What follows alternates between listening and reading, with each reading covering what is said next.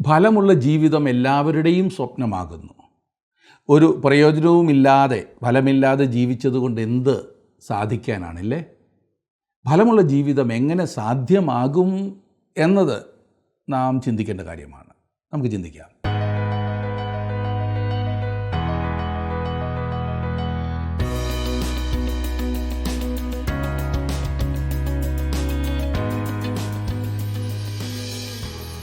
ആരോഗ്യമുള്ള ആത്മീയ ജീവിതത്തിന് വിശുദ്ധി അത്യന്താപേക്ഷിതമാണ്.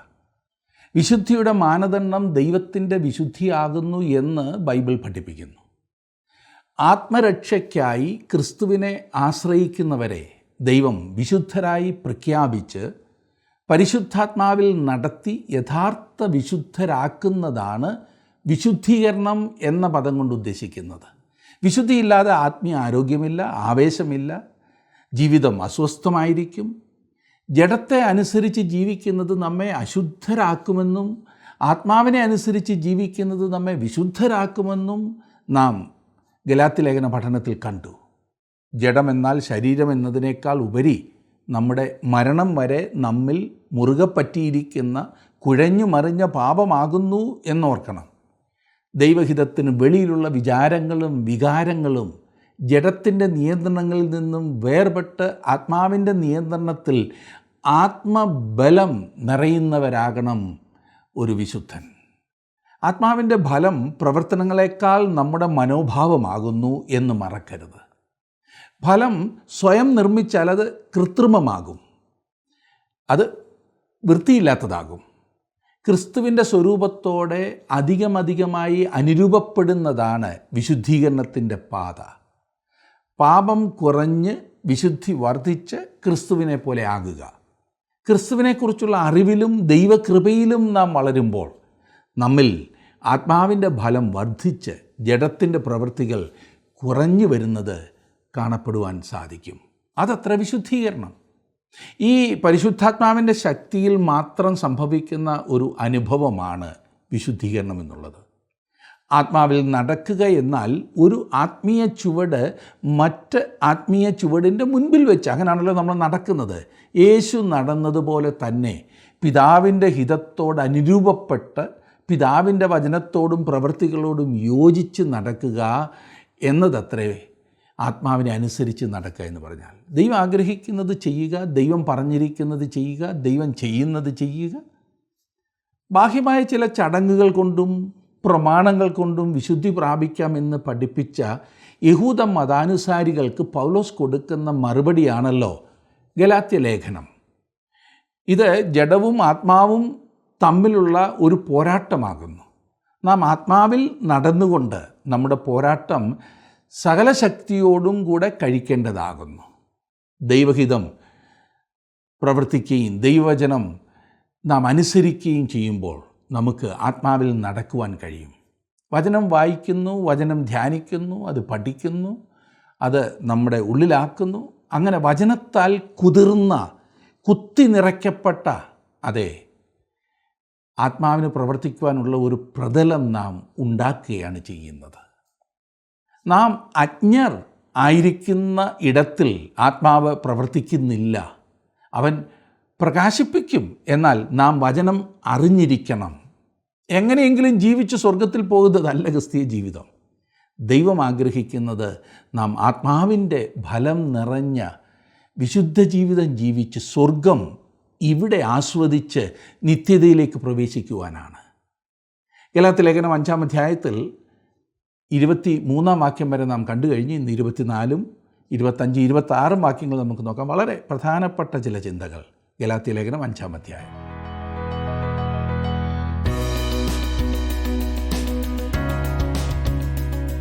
അഞ്ചാം അധ്യായത്തിൻ്റെ 23-ാം വാക്യം വരെ നാം പഠിച്ചു കഴിഞ്ഞിരുന്നല്ലോ. ആത്മാവിൻ്റെ ഫലം അതാകുന്നു നാം ഒടുവിലായി കണ്ടത്. വീണ്ടും ഞാൻ ഓർപ്പിക്കട്ടെ, ആത്മാവിൻ്റെ ഫലങ്ങളല്ല, ഫലമാണ്. 9 കൂട്ടം കാര്യങ്ങൾ അവിടെ പറയുന്നുണ്ട്. ഇതിന് 2 വിധത്തിലുള്ള വ്യാഖ്യാനമുണ്ട്. ഒന്നാമത്തെ വ്യാഖ്യാനം, ഈ 9 കൂട്ടം കാര്യങ്ങൾ എന്ന് പറയുന്നത് ഒരു ഫലമാണ്. 9 തരം രുചി ഉള്ള ഒരു ഫലം. ഒന്നിൽ നിന്ന് മാറ്റിക്കളവാൻ സാധിക്കാത്ത വിധം ഒരുമിച്ച് ചേർന്നിരിക്കുന്ന 9 കൂട്ടം കാര്യങ്ങൾ. അതുകൊണ്ടാണ് ഫലം എന്ന് പറഞ്ഞിരിക്കുന്നത്, ഫലങ്ങൾ എന്ന് പറയാതിരുന്നത്. വേറൊരു വ്യാഖ്യാനം, ഈ 9 കൂട്ടം കാര്യങ്ങൾ പറഞ്ഞിട്ടുണ്ടെങ്കിലും ഫലം ഒന്നേ ഉള്ളൂ. അത് ആദ്യം പറഞ്ഞിരിക്കുന്ന സ്നേഹമാണ്. സ്നേഹമുണ്ടെങ്കിൽ അതിനുശേഷം പറഞ്ഞിരിക്കുന്ന 8 കാര്യങ്ങളും സ്വതവേ ഉണ്ടാകും. ഫലം അങ്ങനെയാണല്ലോ. എന്നെ ശ്രദ്ധിക്കുന്ന പ്രിയ സഹോദര, പ്രിയ സഹോദരി, താങ്കളുടെ ജീവിതത്തിൽ ആത്മാവിൻ്റെ ഫലം ഉള്ള ഒരു വ്യക്തിയായിട്ട് ജീവിക്കുവാൻ സാധിക്കുന്നുണ്ടോ? സ്വന്തം പരിശ്രമം കൊണ്ടത് സാധിക്കില്ല എന്ന് കഴിഞ്ഞ ക്ലാസ്സുകളിൽ നാം കാണുകയുണ്ടായി. ഇന്ന് നമുക്ക് 24 വാക്യം മുതൽ നോക്കാം. 24 വാക്യത്തിൽ വായിക്കുന്നത്, ക്രിസ്തുയേശുവിനുള്ളവർ ജഡത്തെ അതിൻ്റെ രാഗമോഹങ്ങളോടും കൂടെ ക്രൂശിച്ചിരിക്കുന്നു. എപ്പോഴാണ് ജഡം ക്രൂശിക്കപ്പെട്ടത്? ക്രിസ്തു മരിച്ചപ്പോൾ. തങ്ങൾ മരിച്ചു എന്ന് അംഗീകരിച്ച് ആ അടിസ്ഥാനത്തിൽ അവർ തങ്ങളെ തന്നെ സമർപ്പിക്കുമ്പോൾ ആകുന്നു അവരുടെ ജഡം ക്രൂശിക്കപ്പെടുന്നത്. റോമാലേഖനം 6 അധ്യായത്തിൻ്റെ 13 വാക്യത്തിൽ പൗലോസ് പറയുന്നു, നിങ്ങളുടെ അവയവങ്ങളെ അനീതിയുടെ ആയുധങ്ങളായി പാപത്തിന് സമർപ്പിക്കുകയും അരുത്. നിങ്ങളെ തന്നെ മരിച്ചിട്ട് ജീവിക്കുന്നവരായും നിങ്ങളുടെ അവയവങ്ങളെ നീതിയുടെ ആയുധങ്ങളായും ദൈവത്തിന് സമർപ്പിച്ചുകൊള്ളുവിൻ. കൊലോസ് ലേഖനം 3 അധ്യായത്തിൻ്റെ 3 വാക്യത്തിൽ നാം വായിക്കുന്നത്, നിങ്ങൾ മരിച്ച് നിങ്ങളുടെ ജീവൻ ക്രിസ്തുവിനോടുകൂടെ ദൈവത്തിൽ മറഞ്ഞിരിക്കുന്നു. ഗലാത്യ ലേഖനം 2 അധ്യായത്തിൻ്റെ 20 വാക്യത്തിൽ നാം കണ്ടത്, ഞാൻ ക്രിസ്തുവിനോടുകൂടെ ക്രൂശിക്കപ്പെട്ടിരിക്കുന്നു. ഇനി ജീവിക്കുന്നത് ഞാനല്ല, ക്രിസ്തു അത്രേ എന്നിൽ ജീവിക്കുന്നു. ഇപ്പോൾ ഞാൻ ജഡത്തിൽ ജീവിക്കുന്നതോ എന്നെ സ്നേഹിച്ച് എനിക്ക് വേണ്ടി തന്നെത്താൻ ഏൽപ്പിച്ചു കൊടുത്ത ദൈവപുത്രങ്കലുള്ള വിശ്വാസത്താൽ അത്രേ ജീവിക്കുന്നത്. ഈ വേദഭാഗങ്ങളിലെ എല്ലാം ചിന്ത എന്തെന്നാൽ, ക്രിസ്തു ക്രൂശിക്കപ്പെട്ടപ്പോൾ അതേസമയം വിശ്വാസിയും ക്രൂശിക്കപ്പെട്ടു എന്നത്രേ. ഇന്ന് ഒരു വിശ്വാസി ജീവനുള്ള ക്രിസ്തുവുമായി ചേർന്നിരിക്കുന്നു, ഒന്നായിരിക്കുന്നു, താതാത്മ്യപ്പെട്ടിരിക്കുന്നു. അതിനാൽ വിജയം എന്നത് ബുദ്ധിമുട്ടി ഉണ്ടാക്കിയെടുക്കേണ്ട ഒന്നല്ല, ക്രിസ്തുവിൽ സമർപ്പിച്ച് പ്രാപിക്കേണ്ടതത്രേ. സമർപ്പിക്കുക എന്നത് മനസ്സിൻ്റെ ഒരു പ്രവർത്തനമാകുന്നു. വിജയം എന്നുള്ളത് ക്രിസ്തുവിൽ സമർപ്പിച്ച് പ്രാപിക്കേണ്ട ഒന്നാകുന്നു എന്ന് നാം മനസ്സിലാക്കുമ്പോൾ അത് എത്രമാത്രം എളുപ്പമുള്ള ഒന്നാകുന്നു എന്ന് നാം കാണുവാൻ സാധിക്കും. ഇന്ന് അനേകർക്കും ഏറ്റവും പ്രയാസമുള്ളത് സമർപ്പിക്കുക എന്നുള്ളത് തന്നെയാണ്. ജഡം ക്രൂശിക്കപ്പെടണം എന്നുള്ളത് വളരെ പ്രസക്തമായ ഒരു സത്യമാകുന്നു.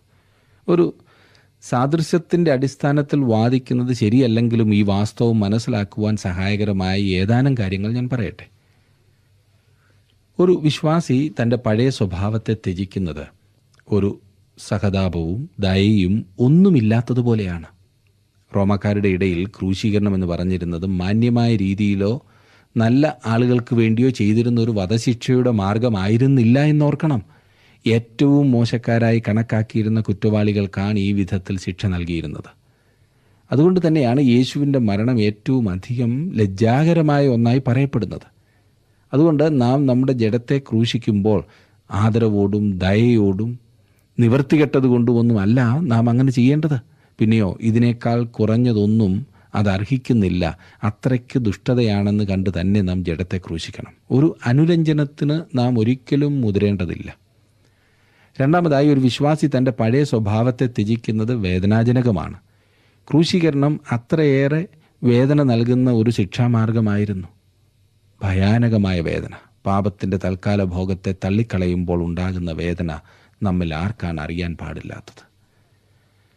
മൂന്നാമതായി, പഴയ സ്വഭാവത്തെ ത്യജിക്കുക എന്നുള്ളത് ഉറപ്പായി ചെയ്യേണ്ടതാണ്.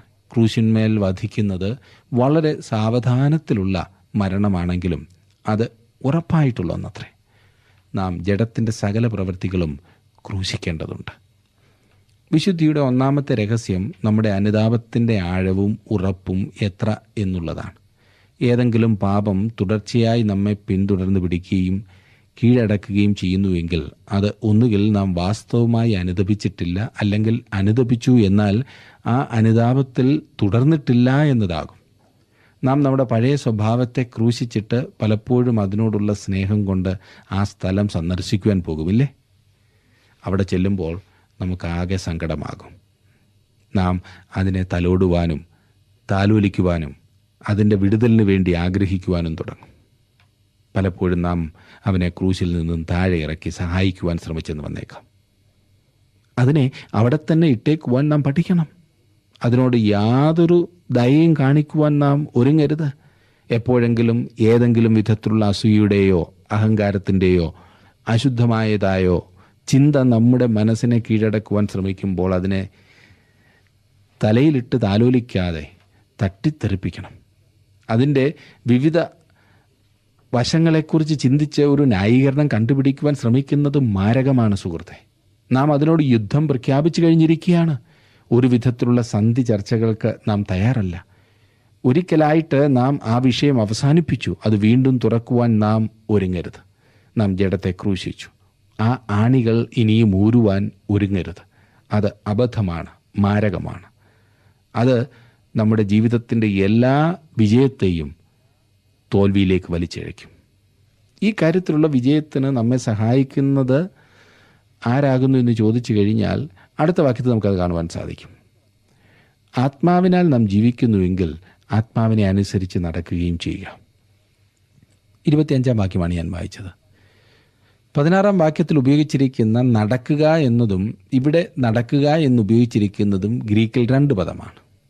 ഇവിടെ അടിസ്ഥാനപരമായും ആരംഭമായുമുള്ള കാര്യമാണ്. മുൻപോട്ട് നീങ്ങുക, ക്രമമായി കാൽ വെക്കുക എന്ന അർത്ഥത്തിലാണ്. നടക്കുന്നതിൻ്റെ പ്രമാണങ്ങളാണ് 16 വാക്യത്തിൽ നമുക്ക് നൽകിയിരിക്കുന്നത്. ഇവിടെ നടക്കുവാൻ പഠിക്കുന്നതിനെക്കുറിച്ചാണ് പറഞ്ഞിരിക്കുന്നത്. തട്ടിയും മുട്ടിയും വീണും എഴുന്നേറ്റും നാം നടക്കുവാൻ പഠിക്കുന്നത് പോലെ നാം ആത്മാവിനാൽ നടക്കുവാൻ ആരംഭിക്കും. ഇതൊരു പഠന പ്രക്രിയയാകുന്നു. എന്താണ് നടക്കുക എന്നാൽ? നടക്കുന്നത് ഒരു കാൽ മറ്റേ കാലിൻ്റെ മുൻപിൽ എടുത്തു വെക്കുന്നതാണല്ലേ. അതേക്കുറിച്ച് ചിന്തിച്ച് നോക്കിക്കേ. നടക്കുക എന്നാൽ അതാണ് അതിൻ്റെ അർത്ഥം. താങ്കൾ എങ്ങനെയാണ് നടക്കുവാൻ പഠിച്ചത്? ഈ വിഷയത്തെക്കുറിച്ചൊരു പ്രസംഗം കേട്ടിട്ടാണോ? നടക്കുവാനുള്ള മാർഗനിർദ്ദേശങ്ങൾക്കായി താങ്കൾ ഏതെങ്കിലും സ്കൂളിൽ പോയി പഠിച്ചിട്ടുണ്ടോ? അതോ താങ്കൾ അതിനു വേണ്ടിയിട്ടുള്ള പ്രത്യേക പരിശീലനം എവിടെയെങ്കിലും നേടിയിട്ടുണ്ടോ? കൊച്ചു കുഞ്ഞുങ്ങൾ ഉള്ളവർക്കറിയാം അവർ എങ്ങനെയാണ് നടക്കുവാൻ അഭ്യസിക്കുന്നതെന്ന്. അതെ, വീണും എഴുന്നേറ്റും അവർ നടക്കുന്നു. ആത്മാവിൽ നടക്കുവാൻ നാം പഠിക്കുന്നതും ഈ പറഞ്ഞതുപോലെ തന്നെ ആയിരിക്കണം. ചിലപ്പോൾ വീണുവെന്ന് വന്നേക്കാം. നാട് മുഴുവൻ നടന്ന് സകല കൺവെൻഷനുകളിലും ക്യാമ്പുകളും ക്ലാസ്സുകളും സംബന്ധിച്ച് ക്രിസ്തീയ ജീവിതം എങ്ങനെയാണ് നയിക്കേണ്ടത് എന്നതിനെക്കുറിച്ച് നോട്ട് എഴുതി നടക്കുന്ന ആളുകളെ എനിക്കറിയാം. ഒരു കുഴപ്പം മാത്രം, അവർ ഇതുവരെ ജീവിക്കുവാൻ തുടങ്ങിയില്ല. എന്താണ് അവരുടെ പ്രശ്നം? നടക്കുവാൻ പഠിച്ചില്ല. ആത്മാവിൽ നടക്കുവാൻ പഠിക്കണമെന്ന് പറഞ്ഞാൽ താങ്കൾ ആരംഭിക്കണമെന്നത്രേ. എന്തുകൊണ്ട് ഇപ്പോൾ ആരംഭിക്കുന്നില്ല? ഞാൻ ആത്മാവിനെ അനുസരിച്ച് നടക്കുവാൻ പോകുകയാണ്. ആത്മാവിൻ്റെ ഫലം എന്നിൽ ഉണ്ടാകുവാൻ ഞാൻ പരിശുദ്ധാത്മാവിനെ ആശ്രയിക്കുവാൻ പോകുകയാണെന്ന് നിങ്ങൾ പറയുക. നിങ്ങൾ വീണെങ്കിലോ എന്ന് നിങ്ങൾ ഭയപ്പെടുന്നുണ്ടാകുമില്ലേ? എന്നാൽ ഞാനൊരു കാര്യം പറയട്ടെ, നിങ്ങൾ വീഴും. നിങ്ങൾക്ക് തീർച്ചയായും അത് മുറിവ് നൽകും. ഞാൻ എത്ര പ്രാവശ്യം വീഴും എന്നായിരിക്കും നിങ്ങളുടെ സംശയം. എനിക്കറിയില്ല. ഞാൻ ഇന്നും വീഴാറുണ്ട്. എന്നാൽ ആത്മാവിൽ താങ്കൾ നടക്കുന്നത് ഈ പറഞ്ഞതുപോലെയാണ്. അത് മാത്രമേ ഒരു മാർഗമുള്ളൂ. അതെ പ്രിയ സുഹൃത്തെ, താങ്കൾ ഇന്ന് തന്നെ കാലെടുത്ത് വെച്ച് നടക്കുവാനും പരിശുദ്ധാത്മാവിൽ ചാരുവാനും ആരംഭിക്കേണ്ടതുണ്ട്. നിങ്ങൾ നിങ്ങളെ തന്നെ പരിശുദ്ധാത്മാവിന് സമർപ്പിക്കുക. അത് മനസ്സിൻ്റെ ഒരു പ്രവർത്തനമാകുന്നു എന്ന് ഞാൻ പറഞ്ഞല്ലോ. താങ്കൾ അപ്രകാരം സമർപ്പിക്കുമ്പോൾ മാത്രമേ ദൈവത്തിൻ്റെ ആത്മാവിന് താങ്കളെ കൈപിടിച്ച് നടത്തുവാൻ സാധിക്കൂ. അങ്ങനെ നടക്കുന്ന ഒരു വ്യക്തിക്ക് ഞാൻ ഈ പറഞ്ഞത് മനസ്സിലാക്കുവാൻ എളുപ്പമാണ്. ദൈവകരങ്ങളിലേക്ക് സമർപ്പിക്കുമ്പോൾ നടക്കുന്നത് എപ്രകാരമെന്ന് തനിയെ നാം മനസ്സിലാക്കും. താങ്കളുടെ വിലപ്പെട്ട നിർദ്ദേശങ്ങളും അഭിപ്രായങ്ങളും പ്രാർത്ഥനാ വിഷയങ്ങളും ഇന്ന് തന്നെ ഞങ്ങളെ വിളിച്ചറിയിക്കുക. വിളിക്കേണ്ട നമ്പർ 8281384455.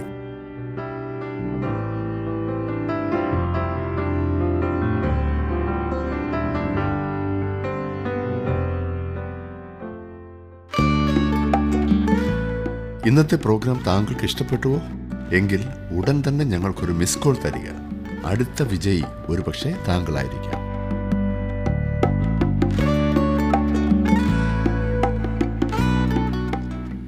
ഓരോ ദിവസവും ആരംഭിക്കുമ്പോൾ ഞാൻ പ്രാർത്ഥിക്കാറുള്ള ഒരു പ്രാർത്ഥന എന്തെന്നാൽ, കർത്താവെ, അങ്ങേ പ്രസാദിപ്പിക്കുന്നത് പോലുള്ളൊരു ജീവിതം ഇന്ന് ജീവിക്കുവാൻ എനിക്ക് കഴിയില്ല. അത് എന്നിലൂടെ അങ്ങ് ജീവിക്കണം എന്ന് ഞാൻ ആഗ്രഹിക്കുന്നു. നാം നമ്മുടെ ജീവിതത്തിൻ്റെ എല്ലാ തുറകളിലും ആത്മാവിൽ നടക്കുന്നവരാകണം. നമ്മുടെ ജീവിത രീതി തന്നെ ഇത് വെളിപ്പെടുത്തണം. നമ്മുടെ കുടുംബജീവിതത്തിൽ, ജോലി രംഗങ്ങളിൽ, സുഹൃത്തുക്കളുടെ ഇടയിൽ, നാം വായിക്കുന്ന പുസ്തകങ്ങളിൽ ഓരോ വിശ്വാസിക്കും പിടിച്ചെടുക്കാവുന്ന അകലത്തിലാണ് വിജയം. കാരണം ഓരോ വിശ്വാസിയും തൻ്റെ ജഡത്തെ ക്രൂശിച്ചിരിക്കുകയാണ്. ഓരോ വിശ്വാസിയും ആത്മാവിനെ അനുസരിച്ചാണ് നടക്കുന്നത്. നമ്മുടെ ഉത്തരവാദിത്വം ഓരോ ദിവസവും നമ്മെക്കുറിച്ചുള്ള ഈ സത്യങ്ങൾ ഓർക്കുവാനും അതിനനുസരിച്ച് ജീവിക്കുകയും ആകുന്നു. ആത്മാവിനെ അനുസരിച്ച് നടക്കുന്നത് ആകുന്നു യഥാർത്ഥ നടപ്പ്. ആത്മാവിനെ അനുസരിച്ച് നടക്കുന്നത് കൊണ്ട് മാത്രമേ നമുക്ക് വിജയത്തിലേക്ക് നടക്കുവാൻ സാധിക്കൂ. 26 വാക്യം നോക്കിക്കാട്ടെ. നാം അന്യോന്യം പോരിന് വിളിച്ചും അന്യോന്യം അസൂയപ്പെട്ടും കൊണ്ട് വൃഥാഭിമാനികളാകരുത്. നാം വൃഥാഭിമാനികളാകരുത്. നിങ്ങളും ഞാനും ഒരിക്കലും ദൈവത്തിൻ്റെ നിലവാരത്തിലുള്ള ഉന്നതരായ വിശുദ്ധന്മാരാകുകയില്ല. അവൻ അത്ഭുതവാനാണ്. അവൻ എത്ര അത്ഭുതവാൻ! അവിടുന്ന് നമ്മുടെ സകല ആരാധനയ്ക്കും യോഗ്യനാണ്. കൊച്ചുകുട്ടികളെപ്പോലെ നമുക്കവനെ ആശ്രയിച്ചുകൊണ്ട് നടക്കാം. നാം ചെയ്യണം എന്ന് കർത്താവ് ആഗ്രഹിക്കുന്നത് അതത്രേ. ഇന്നത്തെ സമൂഹത്തിൽ വളരെയേറെ വൃഥാഭിമാനികളെ കാണുവാൻ സാധിക്കും. തങ്ങൾ അല്ലാത്തതും തങ്ങൾക്കില്ലാത്തതും ഉണ്ടെന്ന് കാണിക്കുന്ന ദുരഭിമാനം. അനേകരും ഈ സ്വഭാവത്തിൻ്റെ അടിമകളാണ്.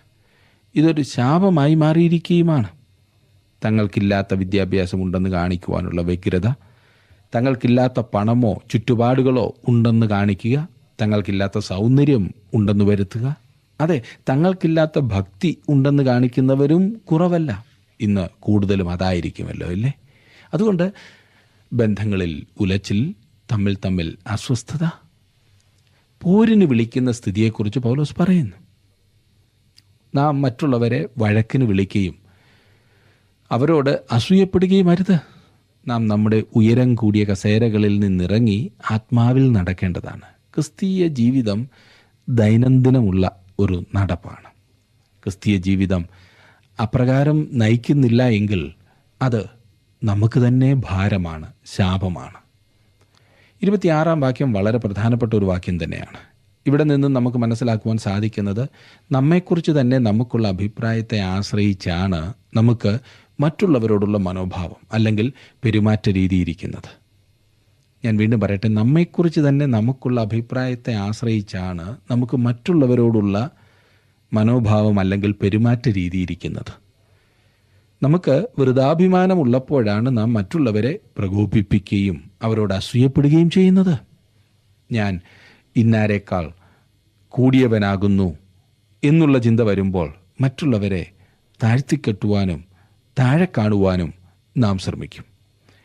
ഇവിടെ ഉപയോഗിച്ചിരിക്കുന്ന വാക്കിൻ്റെ പിൻപിലുള്ള അർത്ഥം തന്നെക്കുറിച്ച് തന്നെ ശൂന്യമായ, വൃഥാവായ, തെറ്റായ അഭിപ്രായമുള്ള ഒരാളെക്കുറിച്ചാണ്. അവൻ തന്നെക്കുറിച്ച് തന്നെ ഇല്ലാത്തതെന്തോ ആകുന്നു ചിന്തിക്കുന്നത്, അല്ലെങ്കിൽ സ്വയം വഞ്ചിക്കുകയാണ്. നാം നമ്മെ വഞ്ചിക്കുമ്പോൾ മറ്റുള്ളവരുമായുള്ള നമ്മുടെ ബന്ധം വിഷം കലർന്നതാകും. മറ്റുള്ളവരുമായുള്ള ബന്ധം ഉലയുമ്പോൾ അതിൻ്റെ അടിസ്ഥാന കാരണം എല്ലായ്പ്പോഴും വഞ്ചനയായിരിക്കും. പൗലോസിൻ്റെ അഭിപ്രായത്തിൽ നാം വഞ്ചിക്കുമ്പോൾ ഒന്നുകിൽ നാം മറ്റുള്ളവരെ പ്രകോപിപ്പിക്കും, അല്ലെങ്കിൽ മറ്റുള്ളവരോട് അസൂയ വെച്ച് പുലർത്തും. നാം ആരോ ഒരുപാട് കൂടിയവരാണ് എന്ന ചിന്തയുള്ളതിനാൽ അത് പ്രകടമാക്കുവാൻ നാം ശ്രമിക്കും. അപ്പോസ്തലൻ ഇവിടെ എഴുതുന്നത് നമ്മുടെ അനുഭവങ്ങളിലും വാസ്തവമാണില്ലേ? നാം മറ്റുള്ളവരോട് ഈ പറഞ്ഞ മനോഭാവങ്ങളിൽ ഒന്ന് വെച്ച് പുലർത്തും. നാം ഒന്നുകിൽ മറ്റുള്ളവരെക്കാൾ കൂടിയവരാണെന്നുള്ള ചിന്തയിൽ, അല്ലെങ്കിൽ കുറഞ്ഞവരാണെന്നുള്ള ചിന്തയിൽ ജീവിക്കും. മറ്റുള്ളവരെക്കാൾ കൂടിയവരാണെന്ന ചിന്തയാകുന്നെങ്കിൽ നാം എല്ലാവരെയും പോരിന് വിളിക്കും. നമ്മുടെ ഉയർന്ന അവസ്ഥ അറിയുവാനും അനുഭവിക്കുവാനും നാം ആഗ്രഹിക്കുന്നു. ആരെയും കൂസുന്ന മനോഭാവമല്ല, എല്ലാവരോടും നാം വഴക്കിടും. എന്നാൽ മറ്റുള്ളവരെ കൂടിയവരായി ചിന്തിക്കുന്ന ഭാവമാകുന്നെങ്കിൽ നമുക്കുണ്ടാകുന്ന മനോഭാവം അസൂയയുടേതാണ്. 2 വിധത്തിലും നമ്മുടെ മനോഭാവം ദുരഭിമാനത്തിൻ്റേതാണ്, വഞ്ചനയുടേതാണ്. നമ്മെക്കുറിച്ചുള്ള ആ ചിന്തയാൽ എതിരാളികളെ വെച്ച് പൊറുപ്പിക്കുവാൻ നാം തയ്യാറല്ല. ഇന്ന് അനേകരുടെയും ഈ ബലഹീനത എത്രയേറെ ദോഷമാണ് ചെയ്യുന്നതെന്നറിയാമോ? ഇതിന് അനേകം ഉദാഹരണങ്ങൾ വേണമെങ്കിൽ പറയാം. ഞാൻ ഉദാഹരണങ്ങൾ പറയേണ്ട യാതൊരു ആവശ്യവുമില്ല. നിങ്ങൾക്ക് തന്നെ അത് കണ്ടുപിടിക്കുവാൻ സാധിക്കും. ഒന്നുകിൽ ഞാൻ മറ്റാരേക്കാളും ഉയർന്നവനാകുന്നു എന്ന് ചിന്ത, എൻ്റെ കഴിവുകൾ, എൻ്റെ കുടുംബം, എൻ്റെ പഠിത്തം, എൻ്റെ സൗന്ദര്യം, എൻ്റെ ജോലി, എൻ്റെ സ്വാധീനം, ഇതൊക്കെ നോക്കുമ്പോൾ മറ്റുള്ളവരെ പുച്ഛമായി എനിക്ക് തോന്നും. അങ്ങനെ വരുമ്പോൾ ഞാൻ മറ്റുള്ളവർക്ക് ഒരു ഇടർച്ചയായിത്തീരും. മറ്റുള്ളവരെ പോരിന് വിളിക്കും. വഴക്കിടുന്ന മനോഭാവം, അല്ല എങ്കിൽ അസൂയയുടെ മനോഭാവം. ഇതൊരിക്കലും ആത്മാവിൻ്റെ ഫലമല്ല എന്നോർക്കണം സുഹൃത്തെ. ജഡത്തിൻ്റെ പ്രവൃത്തി മാത്രമാണ്. ആത്മാവിൻ്റെ ഫലമാകുന്ന ആ സ്നേഹം വളരെ വ്യത്യസ്തമാണ്. വിശ്വാസികൾ പരിശുദ്ധാത്മാവിൽ നടക്കുമ്പോൾ ആകുന്നു അത് പ്രദർശിപ്പിക്കുന്നത്. അങ്ങനെയുള്ളവർക്ക് ദുരഭിമാനം ഒന്നും ഇല്ല. പിന്നെയോ ആത്മാവിന് കീഴ്പ്പെടുവാൻ നിരന്തരം ആഗ്രഹിക്കുകയാണ്. അവർ ഭാവിക്കേണ്ടതിനു മീതെ ഭാവിച്ചുയരുന്നില്ല. തങ്ങളുടെ സ്വന്തം പാപങ്ങളും അയോഗ്യതയും കാണുവാൻ പരിശുദ്ധാത്മാവ് അവരുടെ കണ്ണുകളെ തുറന്നിരിക്കുകയാണ്. അതുമാത്രമല്ല, ദൈവദൃഷ്ടിയിൽ മറ്റുള്ളവർക്കുള്ള പ്രാധാന്യവും വിലയും കാണുവാൻ അവർക്ക് സാധിക്കുന്നു. ഇപ്രകാരത്തിലുള്ള സ്നേഹമുള്ള ആളുകൾ മറ്റുള്ളവരെ കൂടുതൽ പ്രധാനപ്പെട്ടവരായി കണ്ട് അവരെ ശുശ്രൂഷിക്കുവാനുള്ള കൂടുതൽ അവസരങ്ങൾ അന്വേഷിക്കും. ഞാൻ പറഞ്ഞു മനസ്സിലായല്ലോ? മറ്റുള്ളവരെ മനസ്സിലാക്കുവാൻ കഴിയുകയും തങ്ങളുടെ അയോഗ്യതയെ ദൈവസന്നിധിയിൽ മനസ്സിലാക്കുകയും ചെയ്യുന്നതായിട്ടുള്ള ആളുകൾ അവർ സ്നേഹമുള്ള ആളുകൾ ആയിരിക്കും. അവർ മറ്റുള്ളവരെ കൂടുതൽ പ്രധാനപ്പെട്ടവരായി കണ്ടവരെ ശുശ്രൂഷിക്കുവാനുള്ള അവസരങ്ങൾ അന്വേഷിക്കും. ക്രിസ്തീയ ബന്ധങ്ങൾ എതിർപ്പിനാലല്ല, ശുശ്രൂഷയാലാണ് കണക്കാക്കപ്പെടുന്നത്. മറ്റുള്ളവരോടുള്ള ശരിയായ മനോഭാവം, ഞാൻ നിന്നേക്കാൾ നല്ലവനാണ്, ഞാനത് തെളിയിക്കാം എന്നുള്ളതോ, നീ എന്നേക്കാൾ നല്ലവനാണ്, ഞാൻ ഒതുങ്ങിക്കഴിഞ്ഞോളാം എന്നുള്ളതോ അല്ല. പിന്നെയോ നിനക്ക് അവകാശപ്പെട്ടതിൽ നീ പ്രാധാന്യമർഹിക്കുന്ന ഒരു വ്യക്തിയാണ്, അതിനാൽ നിന്നെ ശുശ്രൂഷിക്കുന്നത് എൻ്റെ സന്തോഷവും പദവിയുമാകുന്നു എന്ന ചിന്ത. അതെ, ആത്മാവിൽ നടക്കുന്ന ഒരാളുടെ മനോഭാവം ഇതായിരിക്കണം. ഇതേ മനോഭാവമുള്ള ഒരു വ്യക്തി ജീവിതത്തിൽ എപ്പോഴും വിജയത്തിലേക്കായിരിക്കും. ആത്മാവിനെ അനുസരിച്ച് ജീവിക്കുവാൻ തീരുമാനിക്കുന്ന ഒരു വ്യക്തി വിജയത്തിലേക്കായിരിക്കും മുന്നേറുന്നത്. താങ്കളുടെ നടപ്പ് എങ്ങനെയായിരിക്കുന്നു എന്ന് ഇന്നത്തെ പഠനത്തിലൂടെ ഒന്ന് ചിന്തിക്കുവാൻ സാധിച്ചോ? തീർച്ചയായിട്ടും നിങ്ങൾ ഈ പഠനം പ്രയോജനപ്പെടുത്തുന്നതിൽ ഞങ്ങൾ വളരെ സന്തുഷ്ടരാണ്. ദൈവം നിങ്ങളെ അനുഗ്രഹിക്കട്ടെ. നമുക്ക് അടുത്ത ക്ലാസ്സിൽ വീണ്ടും കാണാം.